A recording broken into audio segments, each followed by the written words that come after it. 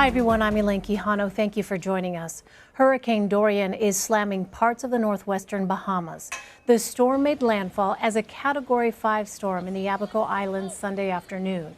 It is the strongest hurricane in modern records for the area.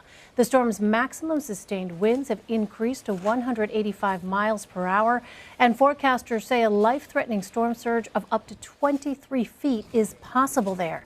CBS News weather producer David Parkinson has been tracking this storm. So, David, what do we know right now? I mean, that 23-foot storm surge, to put that in perspective, that is beyond a two-story building. Yeah. Those are islands that are maybe 3 or 4 feet high. So that is as life-threatening and as dangerous as you get as a situation. And the fact that we have a storm at 185, which is pretty much in the top 5 for storms, period, in the Atlantic, Gulf, or Caribbean, that puts it in such rarefied air that the destructive power of this storm that we have right now is 4 times what it was yesterday.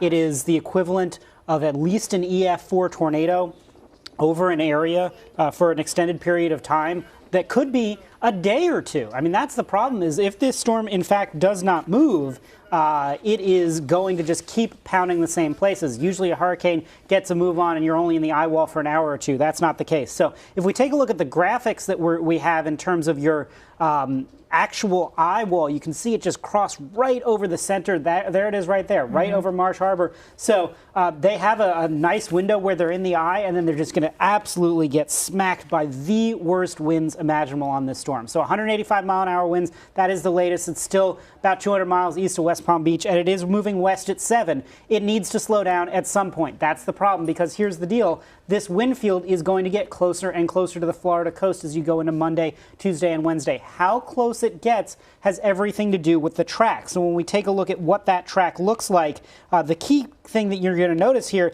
is this is going to stay a Category 5 as it makes that pass very close to the U.S. The skinny red line is the center of the track. It is the area where, in order to minimize their error, they put it in. So that is not to say that is the best guess. Anywhere in the cone is possible, which means West Palm Beach is in the cone. Stewart is in the cone. Vero Beach is in the cone. So all of those places by no means can let their guard down. Even though the center line is offshore, they are very much in play for a landfall. Then it makes its track further north. And again, you can see eastern Florida is still very much in the cone by Wednesday morning, through Daytona, through Jacksonville. And then as we continue to move up towards Georgia and the Carolinas, all of those places are still very much in play for later on in the week. So we see this cone. Based on what we know right now, how much of a threat is this to the U.S. mainland? It is a very serious threat. There is a reason why I can't remember up until now having to wait so long for storm surge guidance, for evacuation warnings, and it's because we really don't know what's going on. Here's the problem with this storm.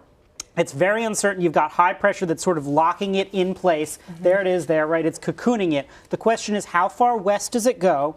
How far west does it drift? And then when can it finally clear? So at some point, the ridge of high pressure will start to sort of break down, and what will end up happening is there will be a chance for it to move north. But we don't know where that exact time is going to be. And there is a 24 to 48-hour window where we don't know. And so the difference, a 1 mile an hour difference in 2 days, is 50 miles. That is everything between having a glancing blow and a landfall. So there is a lot of uncertainty still in play here, but here, this is sort of the dire case. Let's just say we have a landfall. This is what it might look like. Here's our future model that shows you can see the storm center is just offshore, and then it makes that pass towards Melbourne and makes that landfall. That is your worst case scenario. That would be Tuesday into Wednesday. So that's why it's so critical that people start making their plans now. A better case scenario keeps the storm offshore. You can see right there all of that heavy rain over Freeport in the Bahamas. But you can see there's still some impacts along the coast. It's just not as bad. So if you are in one of these southeastern states here, what should you be doing right now? So what you need to be doing right now is finishing up your hurricane preparations. If there's an evacuation order that's in effect, you need to be heeding it. Again, we just have such uncertainty here that I can't give you guidance in terms of exactly when or where. I just can't. I would be, and anyone who tells you that they can is lying. There is a range of possibilities that we won't know until tomorrow, which is going to come through. So finish up your preparations if you're in Florida. If you're in northern Florida, you've still got an extra day or so. But the worst impacts of this storm would start probably Tuesday morning. So Monday is your last totally clear day. It might be raining towards the end of the day, but by and large, you've got a totally clear day. Tuesday is the day where the impacts will really start to get felt. And then depending on that track, Wednesday could be a really rough day as well. Further up the coast in Georgia and the Carolinas, you start making your preparations now. You have until Tuesday, maybe Wednesday, and then things get really nasty for Thursday. All right, but time is of the essence, right? Absolutely. David Parkinson, David, thank you very much. Sure thing.